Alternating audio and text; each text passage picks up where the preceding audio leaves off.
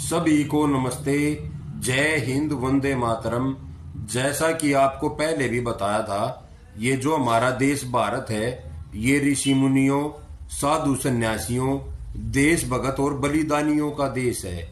श्री राम और श्री कृष्ण यहाँ की संस्कृति के मूल स्तंभ हैं। उसी कड़ी में आज अंग्रेजी नव वर्ष के पहले दिन 1 जनवरी को भारत माता के एक वीर सपूत का बलिदान दिवस है, जिन्हें हम गोकुला जाट के नाम से जानते हैं। 1 जनवरी 1670 को गोकुला जाट ने औरंगजेब के खिलाफ संघर्ष करते हुए अपने प्राणों का बलिदान दिया था। गोकुला जाट एक ऐसा योद्धा था जिसने अकबर के मकबरे पर हमला करके उसकी कब्र से अकबर की हड्डियां निकाल लेता है और उसका अंतिम संस्कार कर देता है। इससे औरंगजेब का गुस्सा बहुत भयंकर भड़क गया था, पर ऐसे ही कुछ समय चलता रहा। उसके बाद गोकुला अपनी किसानों की एक सेना बना लेता है और औरंगजेब को कर न देने का फैसला करते हैं। जो औरंगजेब था वो मुगल इतिहास का सबसे क्रूर, निर्दयी और अत्याचारी शासक था। वैसे तो सारे के सारे मुगल शासक बड़े ही अत्याचारी थे, पर औरंगजेब सबसे ज्यादा अत्याचारी था। लाखों लोगों का उसने खून बहा था धर्म परिवर्तन की आड़ में।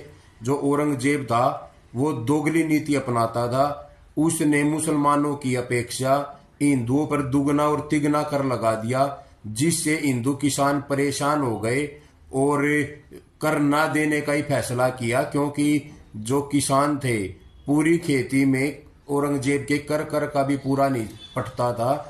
उससे आहत होकर गोकुला के नेतृत्व में एक सेना बना लेते हैं और जोरदार तरीके से औरंगजेब का सामना करते हैं।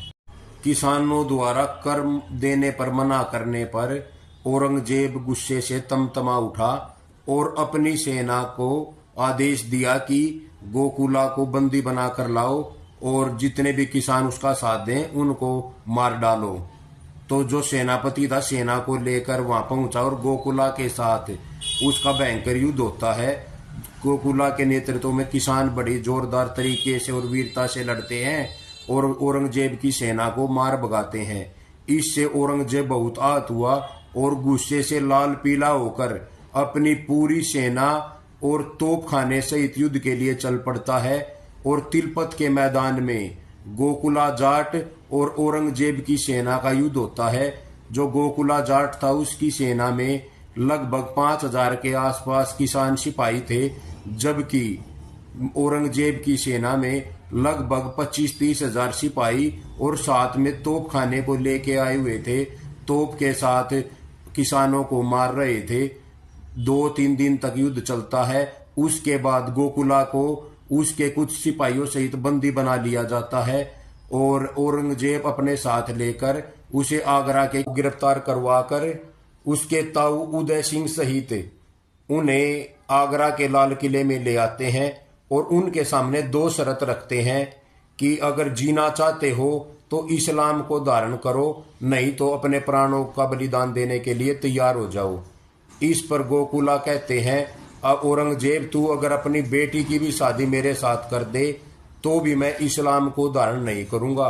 इस पर औरंगजेब बहुत क्रोधित हो जाता है और जो गोकुला का ताऊ है उसे बड़ी दयनीय तरीके से, दर्दनाक तरीके से तड़पा कर अंग काट कर मार देते हैं और गोकुला को पकड़कर आगरा के एक चौक में ले आते हैं और पहले उसका एक हाथ काटते हैं, उसके बाद एक पैर काटते हैं, फिर दूसरा हाथ काटते हैं, फिर पैर काटते हैं। इस प्रकार अंग काट कर गोकुला की हत्या कर देते हैं। जब गोकुला को काट रहे थे तो गोकुला के शरीर से खून के फुहारे फूट जाते हैं।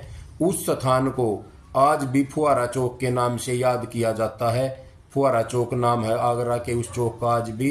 तो ऐसे देशभक्तों को हम नमन करते हैं, बलिदानियों को नमन करते हैं, जिन्होंने देश और धर्म के लिए अपने प्राणों का आहुत किया है। इसलिए 1 जनवरी नए साल के चक्कर में ना पड़कर गोकुला का बलिदान दिवस मनाएं। धन्यवाद, नमस्ते।